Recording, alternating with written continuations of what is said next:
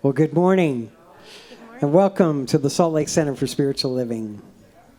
I'm so glad you joined us. Thanks to all of those volunteers who helped bring in these live, living bodies into our midst.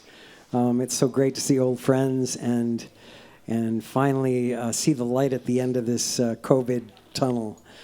Thanks for tuning in, all those who are joining online. We have a great service for you today.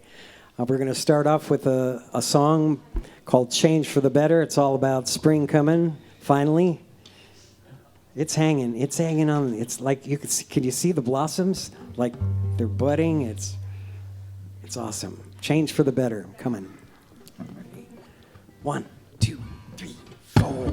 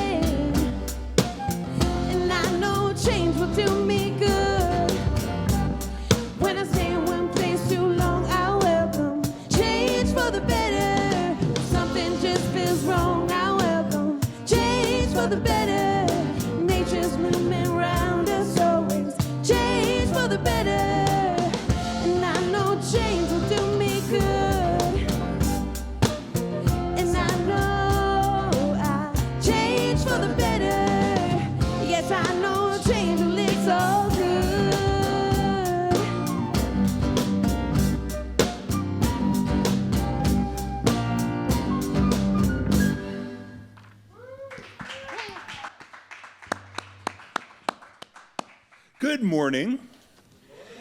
Happy spring morning to all of us. It's so wonderful to see everyone here, and welcome to our live stream. We are so happy that you've joined us at the Salt Lake Center for Spiritual Living. My name is Robert Eckman, and I'm your service host this morning. We're just thrilled that you're joining us. Our practitioner holding high watch from home today is Wendy Condi. Throughout the service, she will be in prayer, knowing the best and highest good is unfolding for us as we share this sacred time together. Our prayer practitioner this morning is Farrell Zeman.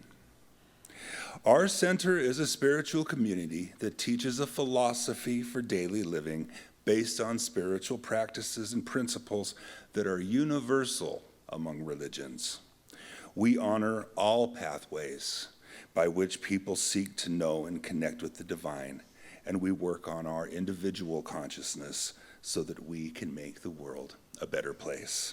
So from wherever you are, I invite you to recommit yourself to the center's spiritual purpose by saying our purpose statement with me. We are an open, welcoming community, celebrating our divinity, loving our humanity, and nurturing our journeys of spiritual discovery. Thank you. For all the latest information on what's happening with our center, you can visit our website at www.spirituallyfree.org.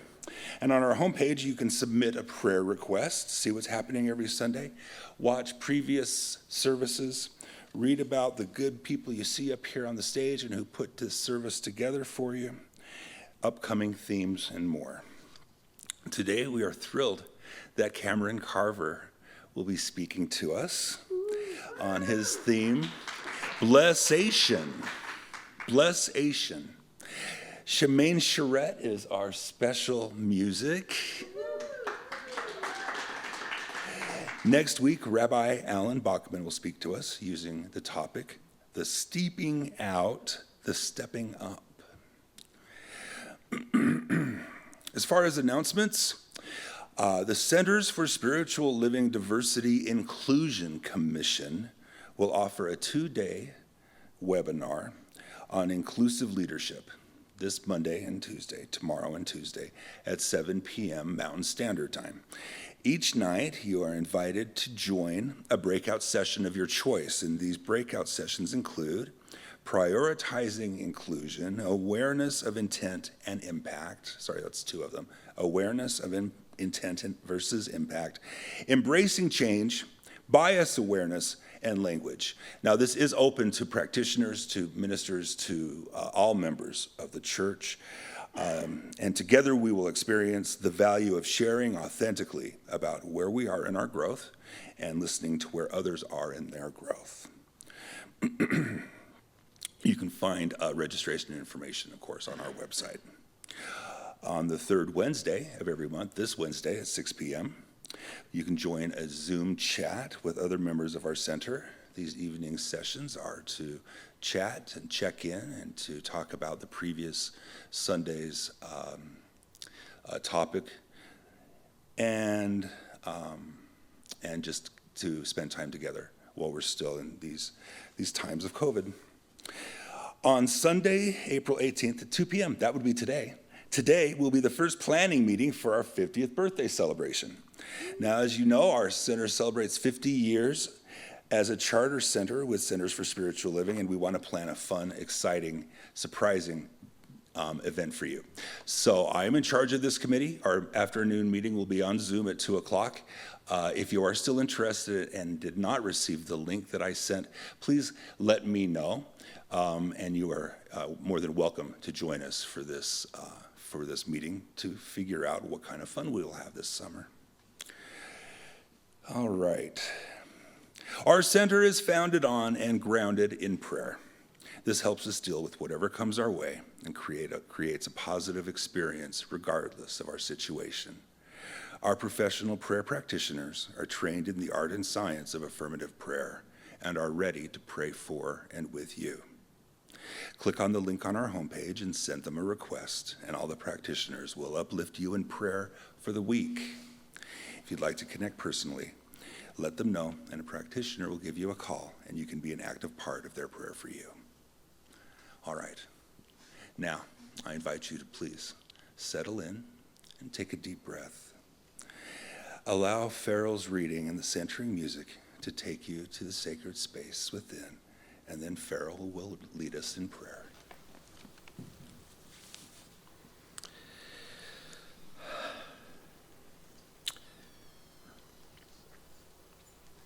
What the world needs now is love. I think there's a song that starts out that way. My reading today is from the Science of Mind textbook. It's titled, "The Circle is Complete." The circle of love is complete.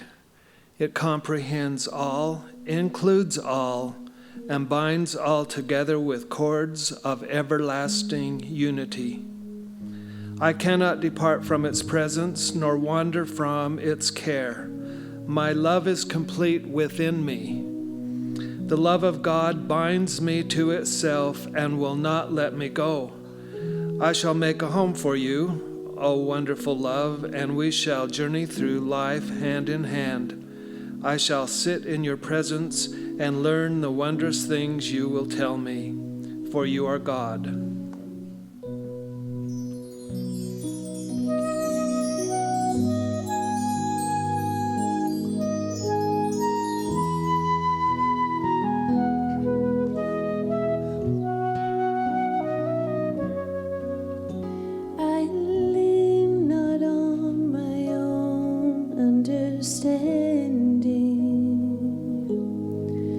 My life is in the hands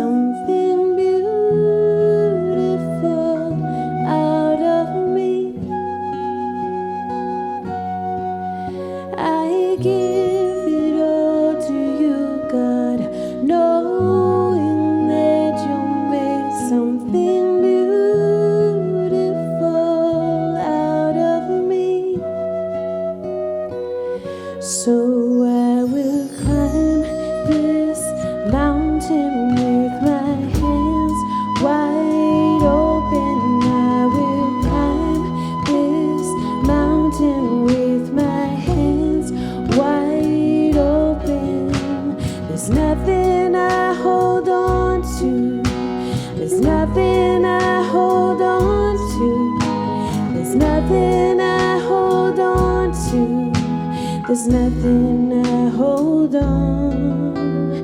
There's nothing I hold on to. There's nothing I hold on to. There's nothing I hold on to. There's nothing I hold on. 'Cause I lean not on my own understanding. My life is in the hands of the Maker of heaven.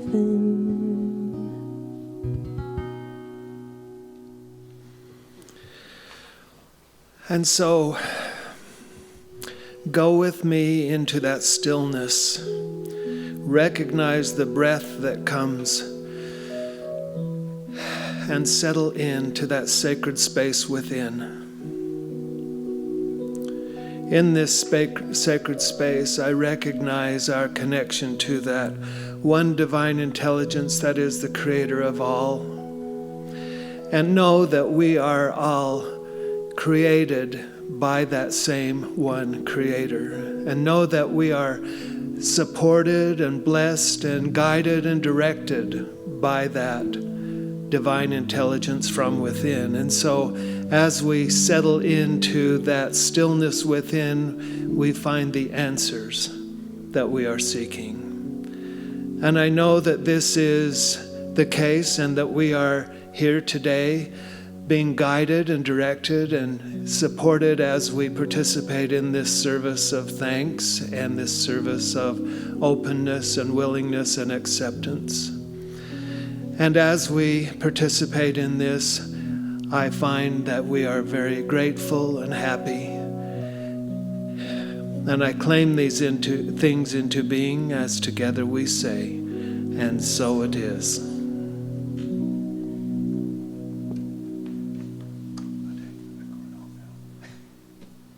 Thank you, Farrell. This month our theme is stepping into the unknown.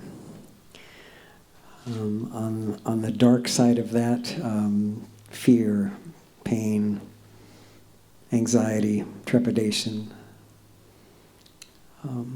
worry. On the positive side of that, faith, boldness, confidence, feeling the fear and doing it anyway. The song we're going to sing together is by Jamie Lula. He is a stalwart, shining star in the musical part of our movement. He's really an incredible guy. And I encourage you to look him up on YouTube and listen to some of his other music. This is called Into Your Hands. Sing it along with us.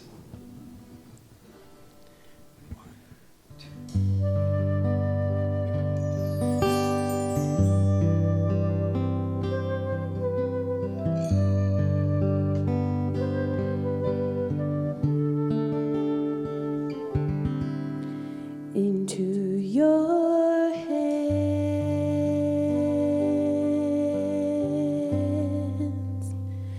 I commit my spirit.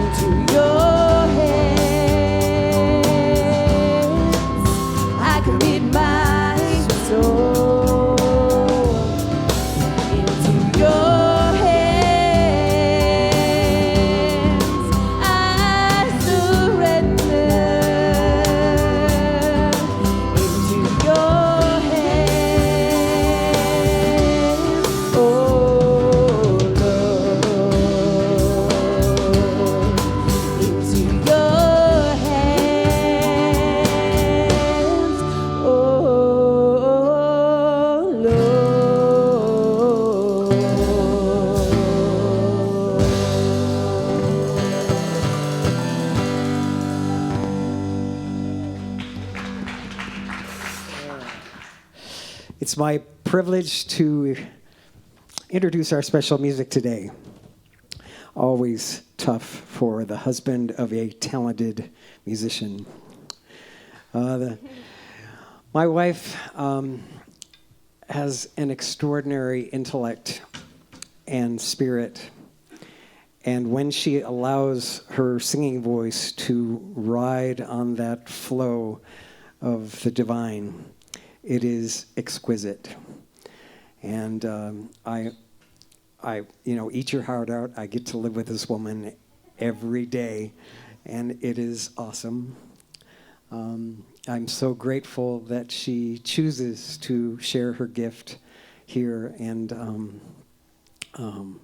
let's give a warm round of applause. My wife, Shemaine Charette.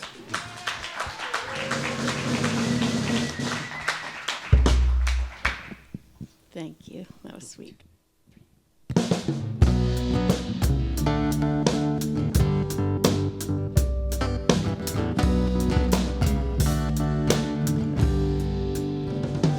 don't want to leave here. I don't want to stay. It feels like pinching to me either way. And the places I long for the most are the places where I've been. They are calling out to me like a long lost friend. It's not about losing faith. It's not about trust. It's all about comfortable when you move so much. And the place I was wasn't perfect, but I had found a way to live. And it wasn't milk or honey, but then neither is this. I've been painting pictures of Egypt, leaving out what it lacks. The future feels so hard and I want to go back. But the places that used to fit me cannot hold the things I've learned. But those roads were closed off to me while my back was turned.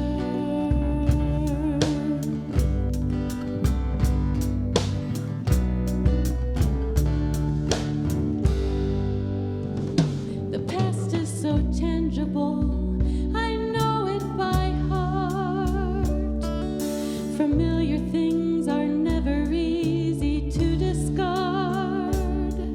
I was dying for some freedom, but now I hesitate to go.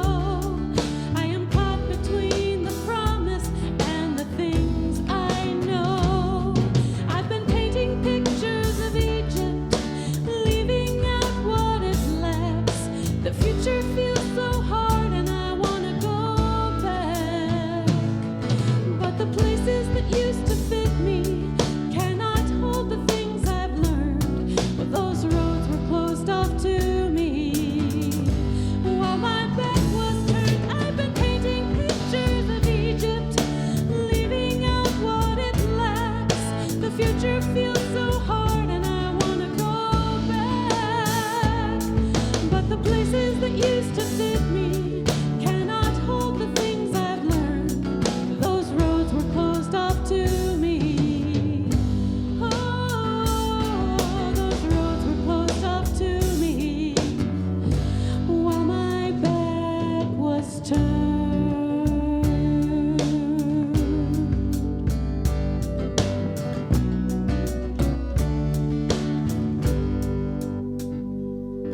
If it comes too quick, I might not appreciate it.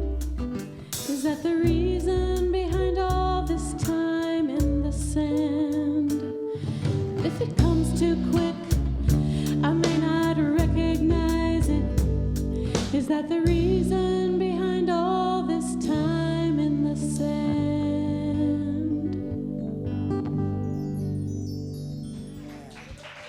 Thank you.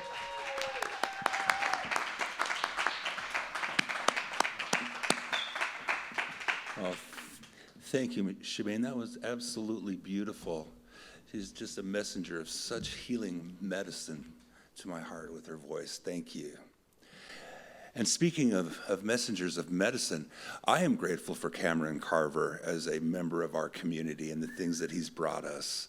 And it's my pleasure to introduce him to you all today as our speaker. Kamrin has been a member of our community for many years and has been a member of the Core Council, youth leadership team, and has served as a practitioner. Now he serves another community as the owner of the Mindful Life Recovery Center, and for all of the blessings that he brings to people in their experience on the road to recovery. It's just wonderful. Thank you very much. He speaks throughout the country on trauma, addiction, and the impact of mental health on traumatized individuals. And in his spare time, he enjoys his family, he enjoys the mountains, and he enjoys music and yoga. Ladies and gentlemen, please join me in welcoming Kamrin Carver.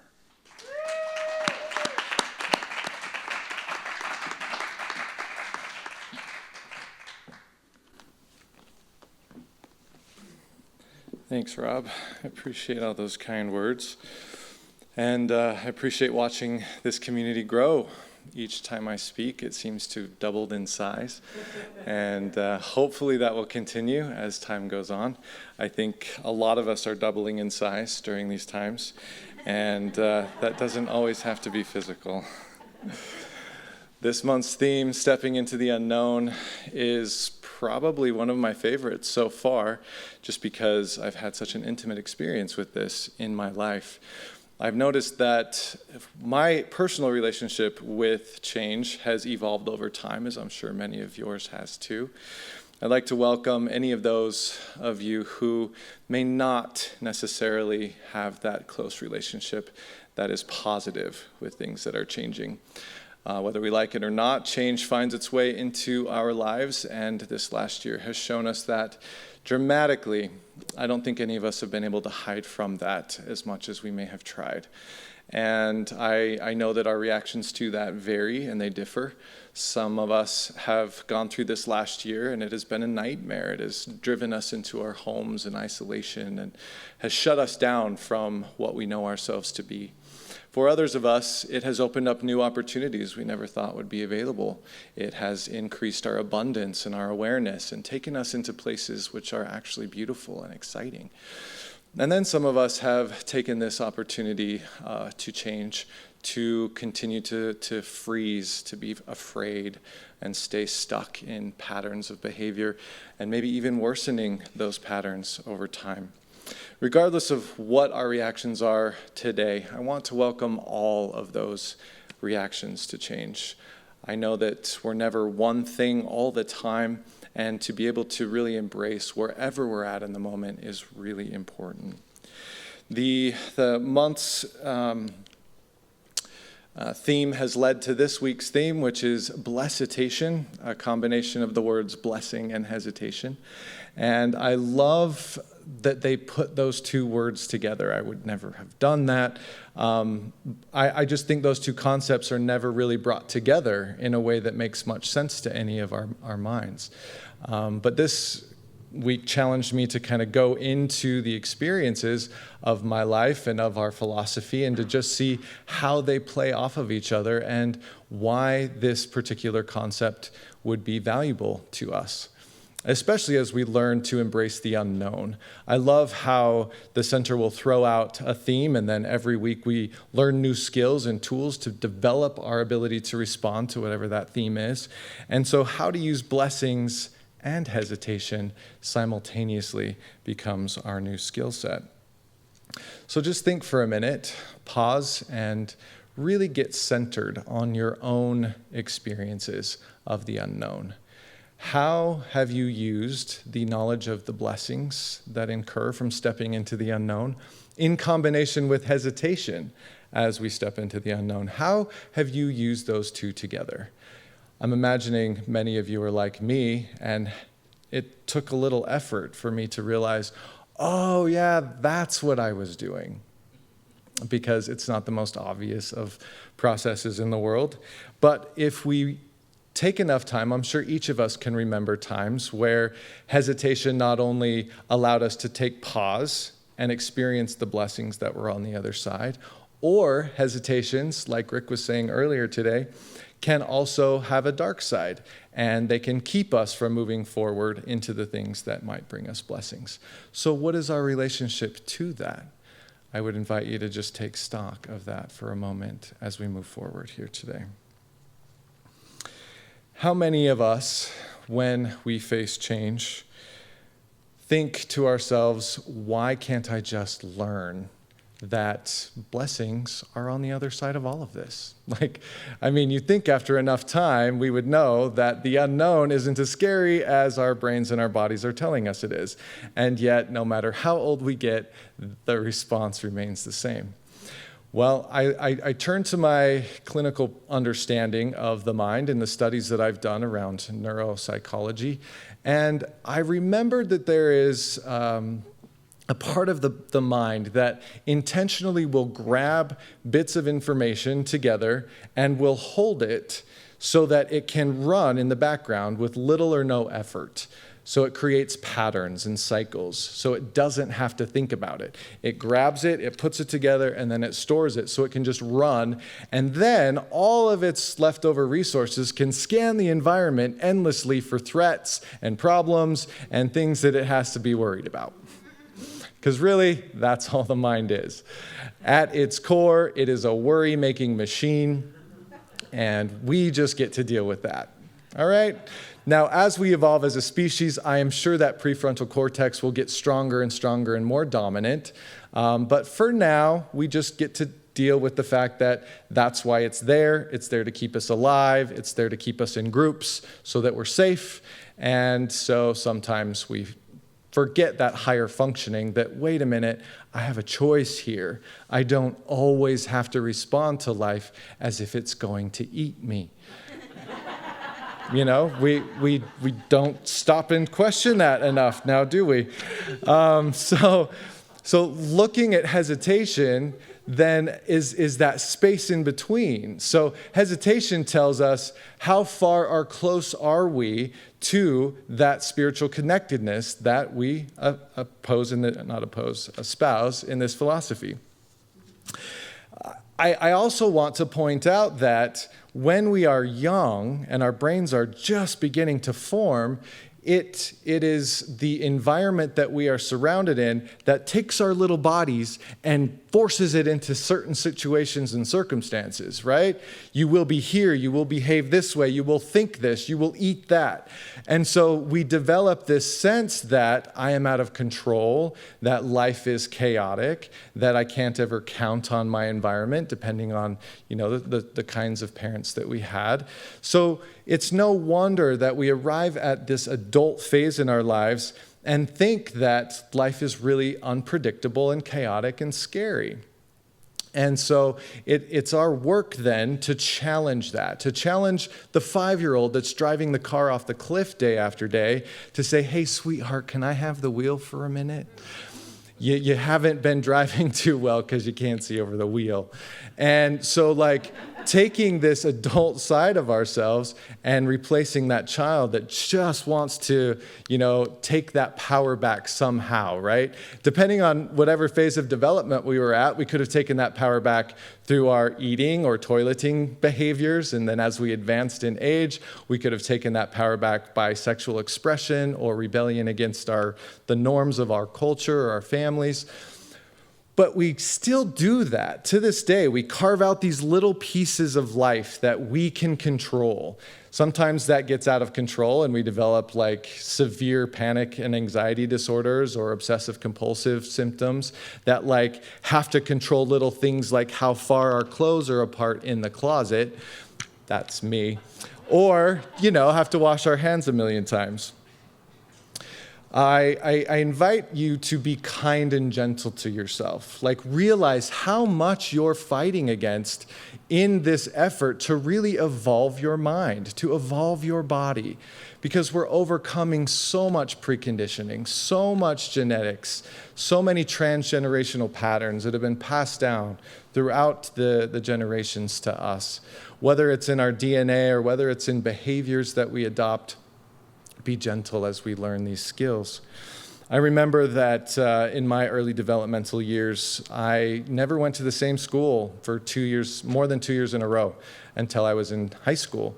And I got 3 years, which was really great, and then got moved my senior year one more time. And I didn't realize that throughout that entire process, I had been teaching myself that if I just waited long enough, all my problems would go away, right? Like we would be picked up and moved and plopped down, and I did not have to deal with the consequences of my behavior or my actions. I could let things kind of spin out of control, and if I hesitated long enough, guess what? Life would just wipe the slate clean for me again so I could start over. That did not serve me well as an adult. And I thought that I could do that by moving locations, changing jobs, getting in and out of relationships. I implemented that over and over again. And I do realize that that's a spectrum, right? So I'm on one end, and then there's people who stayed in the same place their whole lives, never had anything change, grew up in the house that their parents grew up in, and have never had an experience of any sort to alter their realities. So, we're all somewhere on that spectrum, but that is what helps us to orient to change. It's what the environment did to us. So it's never going to be a one-size-fits-all. We have an evolutionary vision in our philosophy that states, we envision a humanity awakening to its spiritual magnificence and discovering the creative power of thought, a world where every person discovers his or her own personal power and ability to create an individual life that works within a world that works for everyone. I have a slide that you should be seeing as I read that, but the clicker didn't work. So just if you guys can throw that up there at some point, people can read it, and then I'll keep going. What this slide or this statement says for us is that when we move through our own understanding of our control, our spiritual power, our connectedness to the whole, we then get an experience of life that allows us to trust in a way that can implement change that is good for us and therefore good for the world. Thank you for helping me with that. So the lesson that I got out of that and that I've used throughout the years has been that when I do what's best for me from a place of centeredness and love, then what's best for everyone around me is also realized. That has helped me make some of the most difficult decisions of my entire life. Because I'm always thinking, well, if I do this, then it'll affect my children this way and my parents that way, and it'll affect my spouse this way, or whatever. Throughout the years, it was always this huge ordeal of trying to make sure that my choices didn't impact my environment too dramatically. And I finally had to realize that I just needed to stay focused on me, using my power in a very concerted, connected, spiritual way, and that through that love, the best for everyone is always realized. Sometimes our conscious awareness takes different forms, and we don't always know what's best for us. And that's okay. I think it's really important for us to be all right with that from time to time. We always think that if we don't know the answer, we don't know how to take that next step, that something is wrong. And this topic today, hopefully, will help us to redefine that in our own lives. The hesitation can poise us. It can position us in ways that allow us to reevaluate, to think about what may or may not be best, to see what may need to shift in one direction or another. Life teaches us through our intuition in so many ways. Intuition is such a beautiful thing. It is that part of us, usually in our guts, because that's where we hold most of our intuitive wisdom and awareness and knowledge, that part of us that says, oh, I do know. I did feel that as I walked down the aisle with that one guy that, oh, this was going to end really badly. And I did it anyway. And now here I am, 20 years later, wishing I would have listened to that voice, right? 20/20 hindsight. It's a beautiful thing. How can we take that, though, and use it for our good? How can we not give that nice man on the phone our social security number and bank account information on the front end instead of learning down the road that that probably was a mistake? Gradually, as we learn to become in relationship to our intuition and to ourselves, we start to feel the shifts, right? So our philosophy teaches us that all is one and one is all, and that we are just part of that functioning. We have anger and resistance sometimes to this process because it doesn't go the way we think it should. We have this idea that was given to us by movies and Hollywood and some family members and maybe our neighbors even, that tells us life should be that way. And then when it isn't that way, we get really angry and upset. I know for me, I thought as a little boy, I was sick a lot, and so I would watch The Sound of Music over and over on this VHS that we'd recorded on TV. So I even remember all the commercials.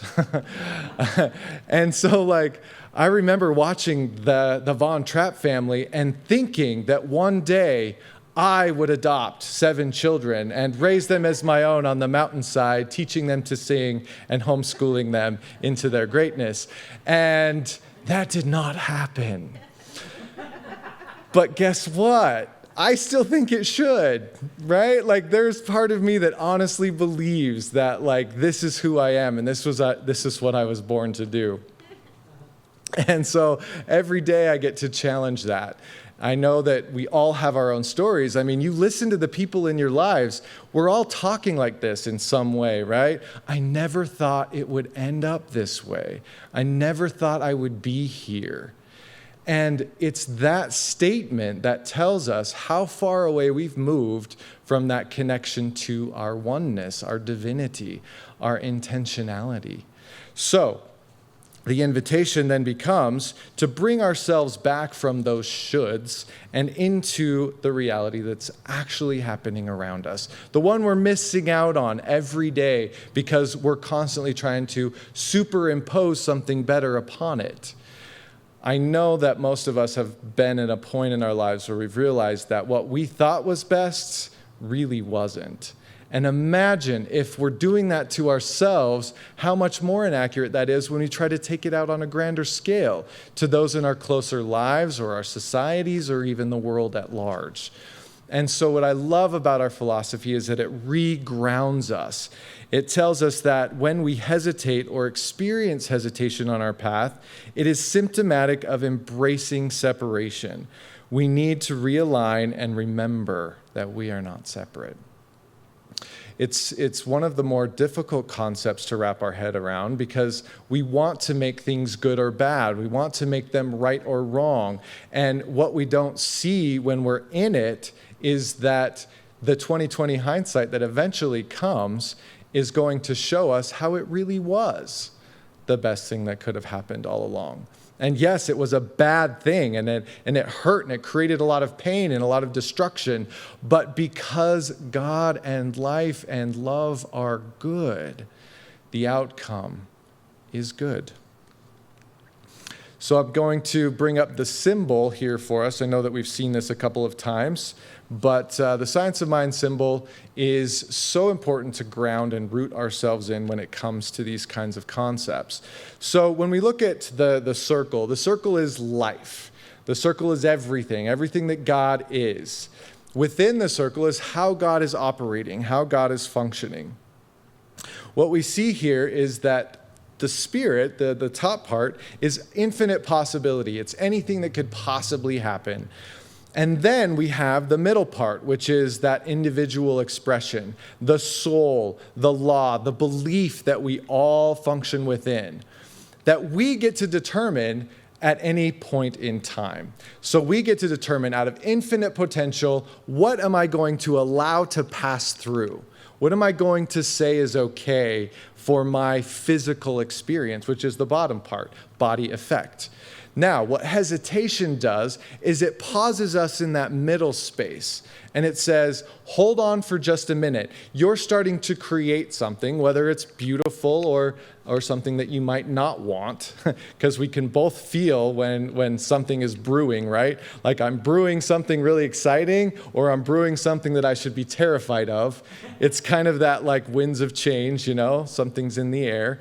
And so that middle part, if we hesitate, can actually be used to say, do I want to align myself with what is rushing through, or do I want to pause for a minute, recalibrate some of these beliefs, situations, or ideas, and let something else pass through?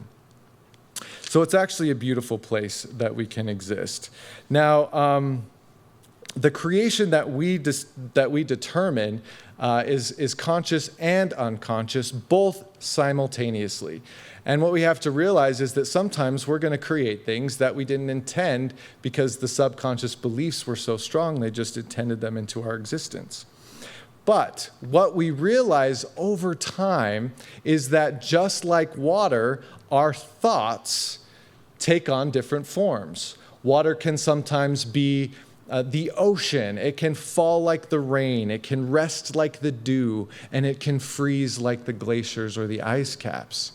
Our thoughts have that same fluidity. Just like water at its basic element is always going to be the same in all of those forms, so too our thoughts are the same divine, beautifully connected, loving, God-centered energy, and we get to determine what form that takes.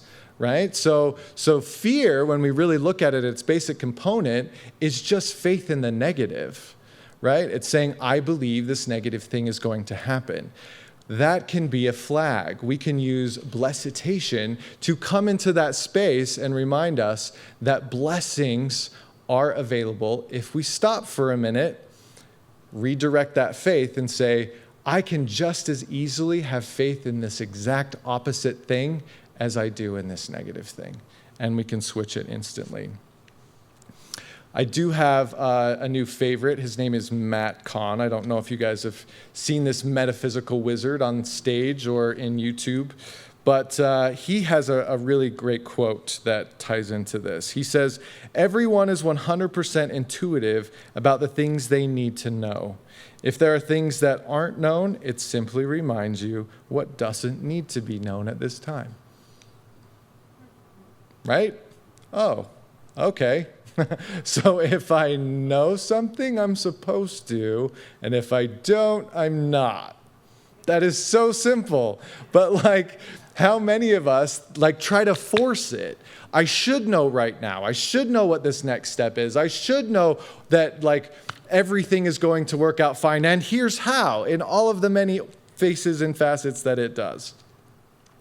A wonderful tool that I have found along the way to help me with this is a lot like that concept within the clinical world, which is radical acceptance.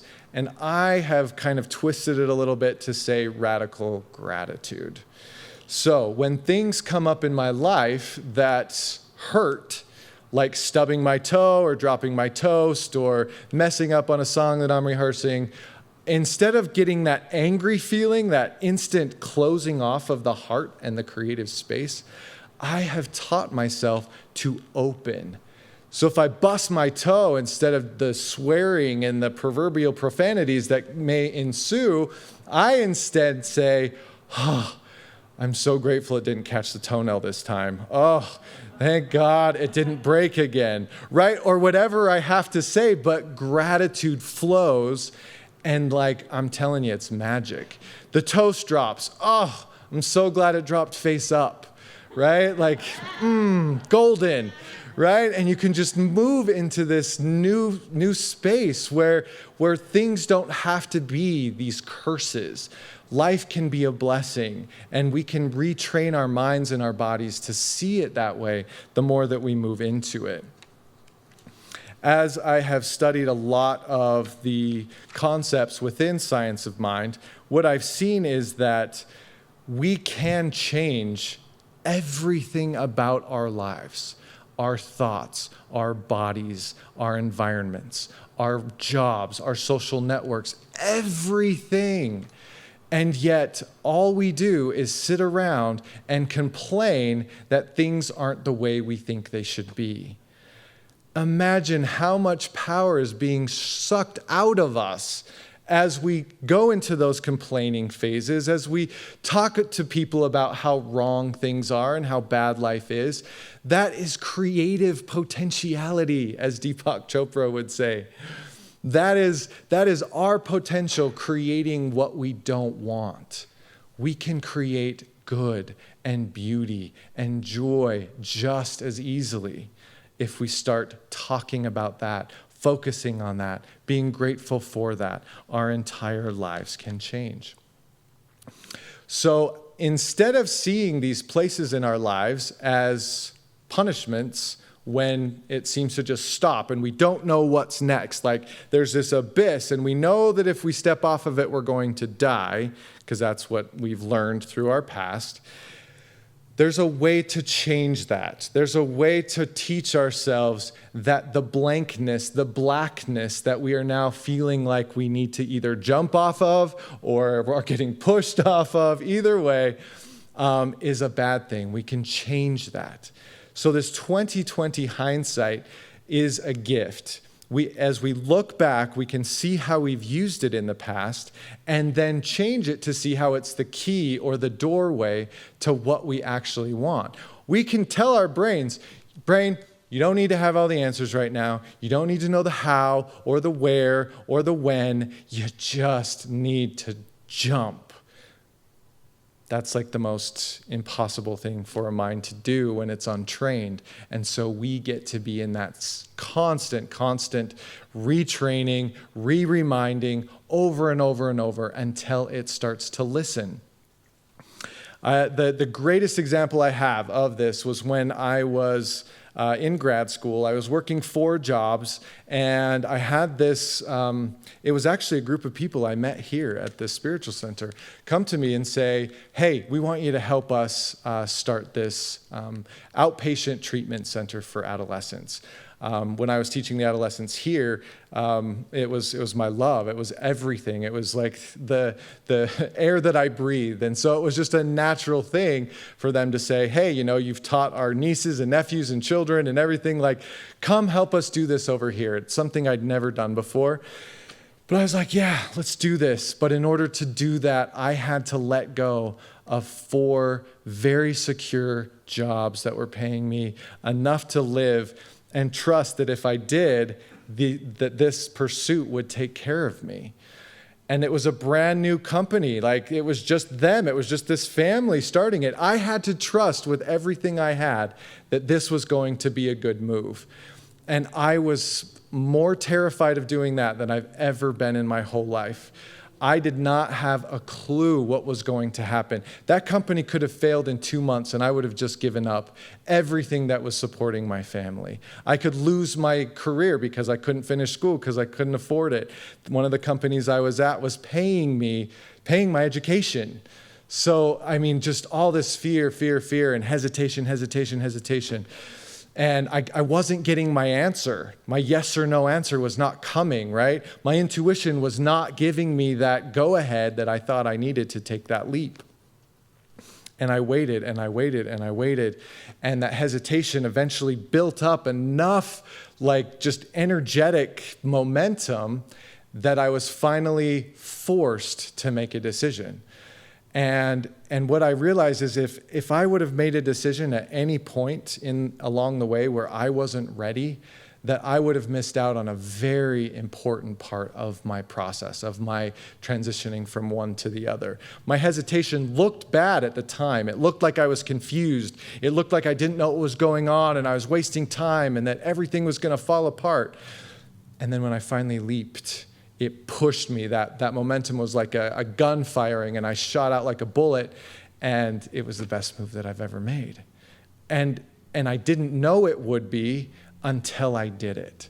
And so as I started to amass those experiences over the course of my life, then 5 years later, when I had to let go of the security and the safety of working for another company to work on my own and to branch off and do something I'd never done ever. And that was like rely on myself entirely for a 401k, vacation pay. Like, if I just wanted to lay around and do nothing all day and get paid for it, I could. I was going to let go of a lot of that wonderful benefit. And it was terrifying to go out on my own. But I reached back into that 2020 hindsight. I grabbed the strength from that experience and I plopped it down and I said, you're doing this. And the experience of that hesitation phase was so different because I remembered what it was like to be in the hesitation phase before and feel crazy and chaotic and broken. And I chose not to bring that with me. I chose to sit in it and bless it and say, if I'm not ready to make that choice now, well, I will be. I may have to sell my house. I may have to reorganize a few things. I may have to wait till I have this surgery because I have insurance. And I was gentle with myself in that process. And I was just like, when it's ready, I'll know, because I'd done that already before. And so it was such a different experience to move through. And I was able to surrender and just give in to that flow of life, and let it take me exactly where it wanted me to be. And here I am 5 months later, and it's just like, wow, this could not have gone better. But the difference is that middle phase, that bless-itation phase. The outcome was the same in both circumstances. I stepped into something amazing and wonderful, but this time I did it knowing it would happen instead of scared to death that it might not happen. See the difference? And we all can train our brains to do that. We can all have that opportunity. So I'd like to challenge each and every one of you to try this out. If this is a skill that you really want to incorporate into the rest of your life, make a list of all the times this has happened for you, just like I've described right now. Ask friends and family to share their experiences with you, like I just shared with you, right? Hey, tell me of all the times when you didn't think that something would work out and you trusted and then you did it and you were so grateful. Start to see how the law works in other people's lives. Then go into the lives of people who you really, really admire, famous people or people who've really made their name for themselves. Read their biographies, their autobiographies, study them. How did they do it? And find examples of this.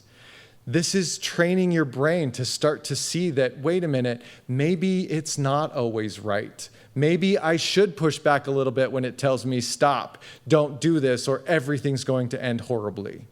Right? Maybe I don't have to buy in to that automatic reaction every time. And here's why. And then once you've got all of that together, do what I did today and ask somebody to sit in front of you and listen to have you explain what you've learned every step of that process. Because I'm telling you, getting up and talking about this for you today has taught me so much. I was learning these things all along, but I didn't realize I was learning them. I didn't put them together in a way that was like, wow, this is replicatable. I can do this intentionally. I can take this so much further than I thought possible. You guys don't have to be on stage like I am to do that. Just have somebody go to coffee with you or come over for dinner and just say, would you mind if I just shared with you a journey that I've been on? And let that solidify, right? So that's just an invitation. You can shake it up any way you want it. But the idea is, if you're going to retrain generation upon generation of genetics and belief systems and cosmic consciousness, if you're going to have any chance at all at reorganizing that kind of power, you may need to do it a little bit intentionally. And not just think it's going to happen because you listened to a talk on Sunday. Just food for thought. All right. So I'd like to take you into a little meditation. And this is all about the flow.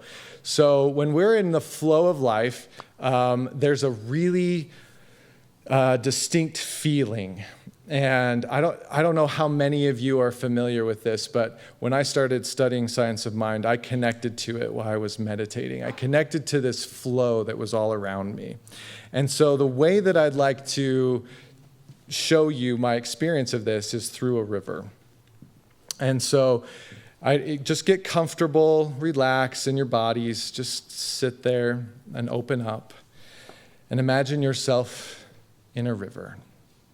Imagine that this river represents life, all the energy that's flowing around you, in you, through you.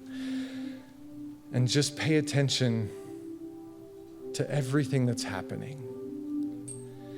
Is this river rough or is it smooth?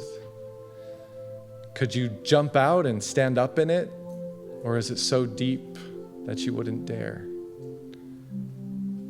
What kind of vessel is taking you down this river? Is it a big barge? Is it a teeny little raft? And what's happening? Are you holding on for dear life as the rapids toss you all over the place? Or are you relaxed, enjoying the scenery and letting it go by? Notice the energy that you have in relationship to the water. Are you going along with it? Or are you rowing upstream or fighting against it?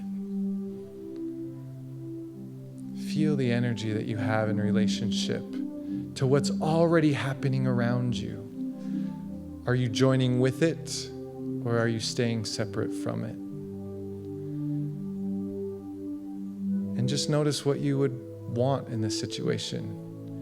Do you want more of what you're already doing, or do you want to make a change? Whatever your heart and your soul is yearning for, give it now. And watch what changes to the river and the scenery and your vessel as you let go,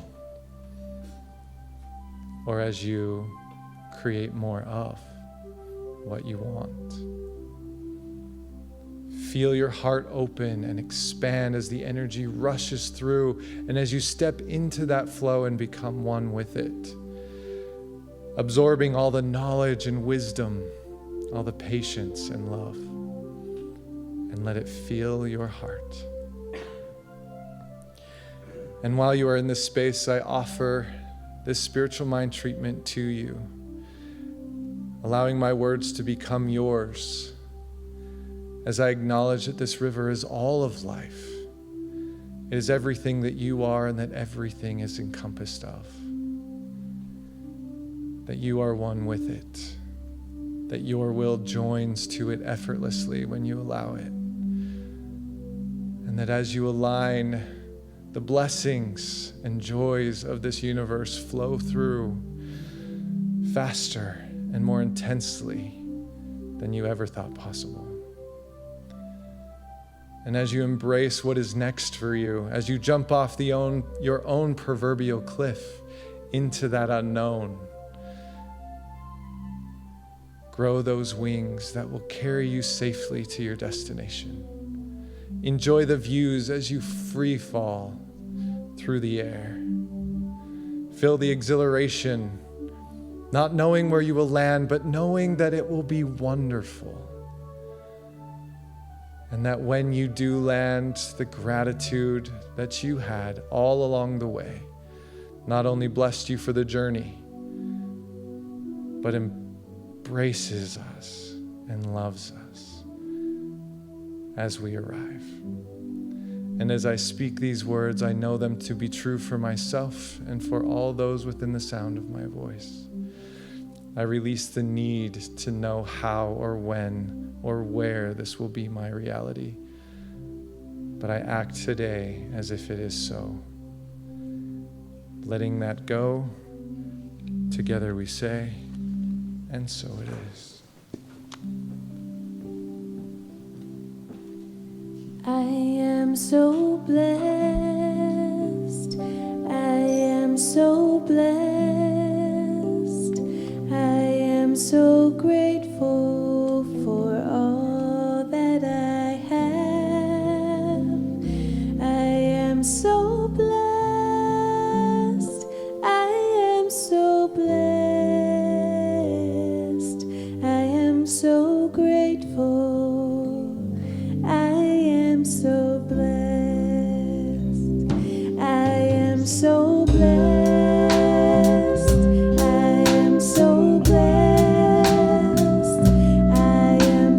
Grateful for all that I give.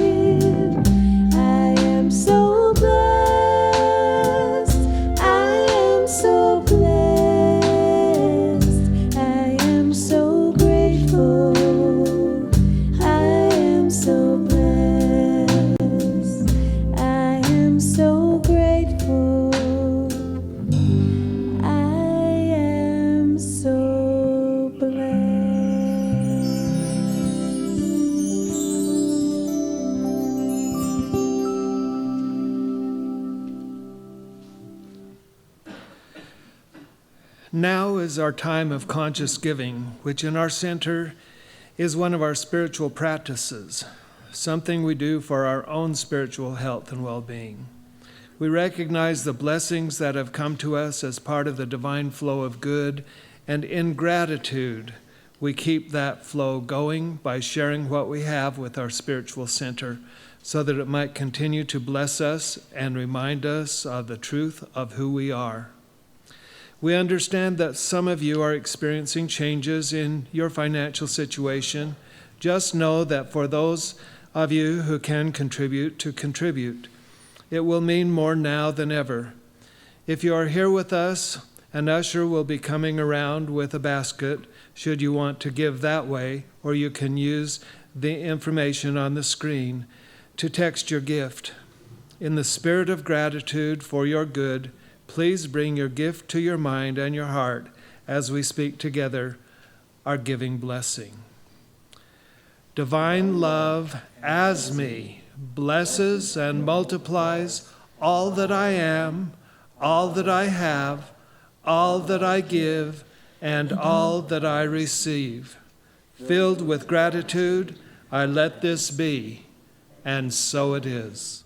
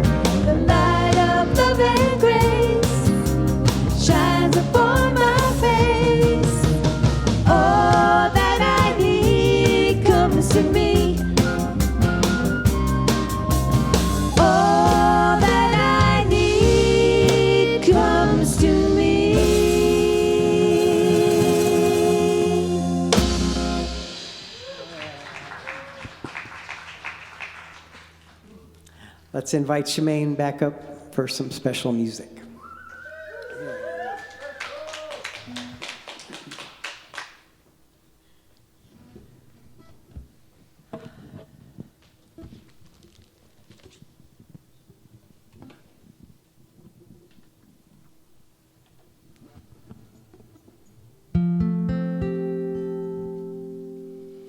So many words to say, but I'm opting for silence. So many days to live, I think I'm sitting this one out. 'Cause something I've been chasing finally stopped to let me catch it. Something I've been longing for and dreaming about. It's a whisper in my ear, it's a shiver up my spine. It's the gratitude I feel for all that's right. It's a mystery appeal that's been granted me tonight. This peace,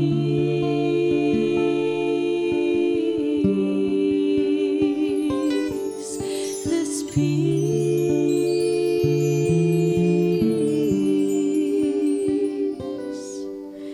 It's something so elusive, something close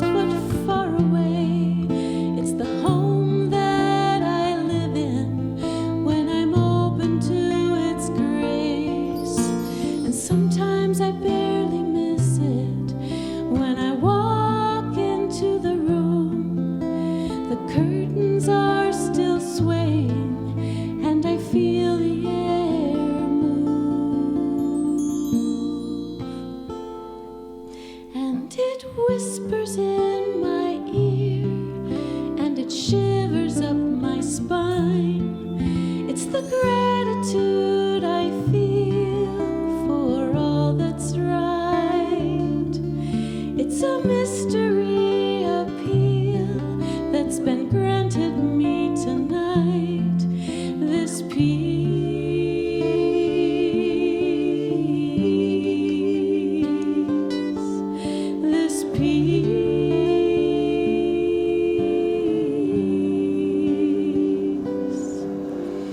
No time to grab a camera, no time to write it down, just time enough to breathe it in and linger.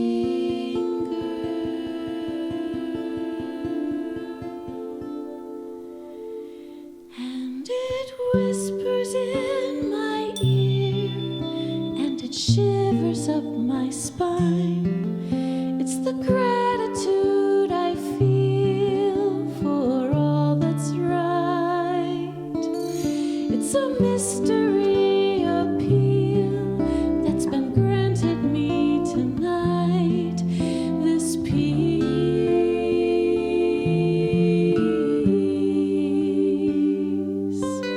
this peace.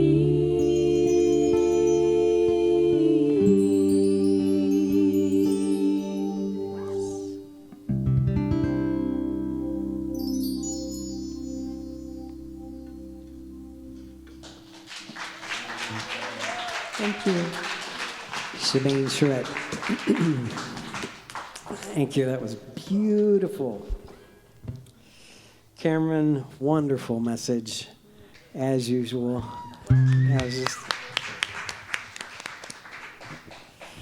I love when you share from personal experience.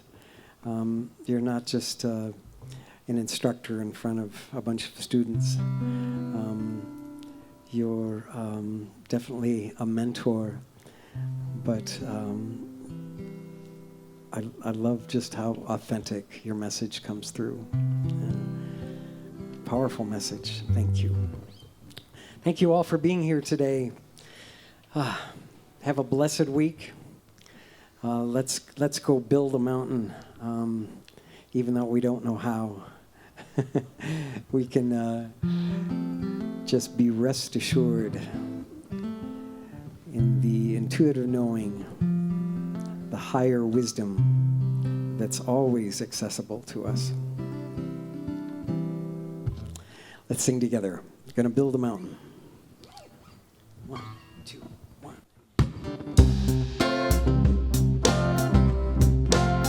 Gonna build a mountain from a little hill. Gonna build a mountain, at least I hope I will. Gonna build a mountain, gonna build it high. I don't know how I'm gonna do it, only know I'm gonna try.